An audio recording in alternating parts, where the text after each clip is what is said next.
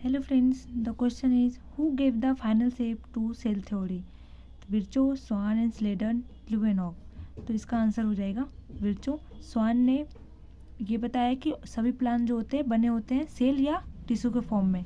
Schleiden ने बताया कि जो एनिमल का जो आउटर लेयर होता है उसे सेल मेम्ब्रेन कहते हैं। और ल्यूवेनहॉक ने डिस्कवर किया था लिविंग सेल, उसने पहली बार देखा था।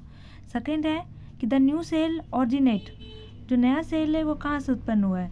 तो bio bacterial fermentation from abiotic material from pre existing cell through regeneration of all cell. तो प्री एग्जिस्टिंग सेल हो जाएगा। प्री एग्जिस्टिंग सेल मतलब पहले से मौजूद सेल। जैसे ये मान के चलिए ये सेल है, तो ये आपको एनसीईआरटी में दे रखा है।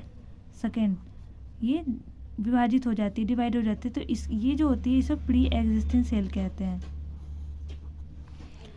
Third is which one is an exception to cell theory. तो सेल थ्योरी में क्या नहीं बताया? तो वायरस एक्सेप्शन है, सेल थ्योरी के एक्सेप्शन है वायरस, क्योंकि एल्गी माइकोप्लाज्मा सेल थ्योरी में आ जाते हैं जीव में। Match column 1 with column 2 and select the correct option from the codes given below. Column 1 Leeuwenhoek ने फर्स्ट बार देखा था लिविंग सेल को। रॉबर्ट ब्राउन, इसको मिला लेते हैं, रॉबर्ट ब्राउन ने न्यूक्लियस को डिस्कवर किया था। थर्ड, स्लेडन ने सभी प्लांट्स कंपोज होते हैं डिफरेंट कोशिकाओं से, डिफरेंट सेल से। और स्वान ने प्रेजेंस ऑफ सेल वॉल। तो इसका आंसर हो जाएगा ए का वन, ये तीनों है तो ये कट जाएगा। रॉबर्ट ब्राउन सेकेंड का थर्ड, तो ये देखना है कि सेकेंड बी का 3 है,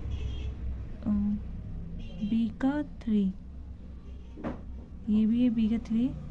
रॉबर्ट ब्राउन, स्लेडन सी का 4, तो यहाँ पर ये देखना है कि सी का 4 यहाँ है, इसमें सेकेंड है, तो ये आंसर हो जाएगा। अब है सेकेंड की prokaryotic cell are generally, prokaryotic कोशिका में मैंने पिछले वीडियो में मैंने बताया कि प्रोकैरियोटिक जो होती है सबसे छोटा होती है और जल्दी डिवाइड करती है यूकैरियोटिक कोशिका के कंपेयर से। This smaller and faster. Third answer. Fourth is है यूनिसेलुलर ऑर्गेनाइज्म जो होते हैं नॉट कैपेबल, ये बिल्कुल नहीं होगा, नॉट कैपेबल नहीं है। यूनिट एक कोशिकीय जीव जो होते हैं इंडिपेंडेंट होते हैं, स्वतंत्र रूप से अपना अस्तित्व बनाए रखते हैं, तो ये तो नहीं होगी। नॉट कैपेबल ऑफ इंडिपेंडेंट, यहाँ पर कैपेबल होंगे ना कि नॉट, ये भी गलत है।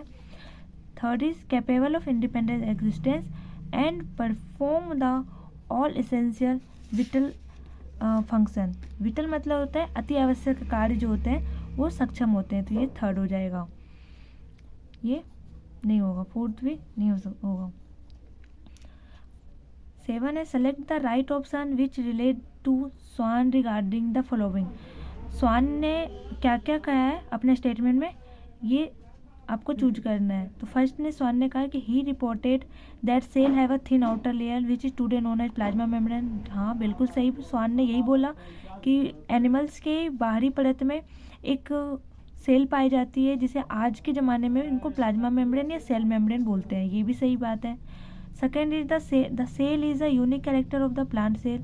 सेकेंड क्या बोल रहे हैं कि कोशिका भित्ति एक तरह का प्लांट में एक यूनिक कैरेक्टर को बताता है, ये भी स्वान ने सही बोला था। थर्ड है body of plants and animals are compose of cell and product of cell, ये भी सही बोला था, तो ऑल आर करेक्ट हो जाएगा। अब आते हैं 8 question. Which of the following is not characteristic of prokaryotic cell. इसमें नोट दिया है ध्यान से, which of the following is not characteristic of prokaryotic cell. Prokaryotic कोशिकाओं में कौन विशेषता नहीं बतलाता है?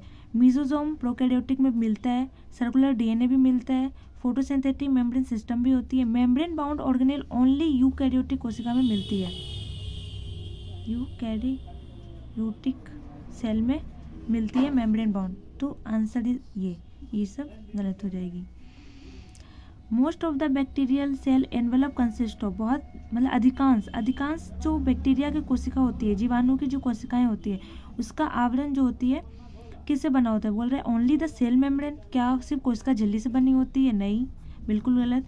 दूसरा है the cell and the cell membrane, कोशिका और कोशिका झिल्ली, नहीं। ये टाइटली 3 लेयर बाउंड थ्रेड, हाँ ये 3 से होती है, जैसे ग्लाइकोकाइलिक्स होती है, सेकेंड होती है सेल मेम्ब्रेन, थर्ड होती है सेल वॉल। ओनली ग्लाइकोकाइलिक्स से बिल्कुल नहीं होती, तो आंसर इज हो जाएगी थर्ड।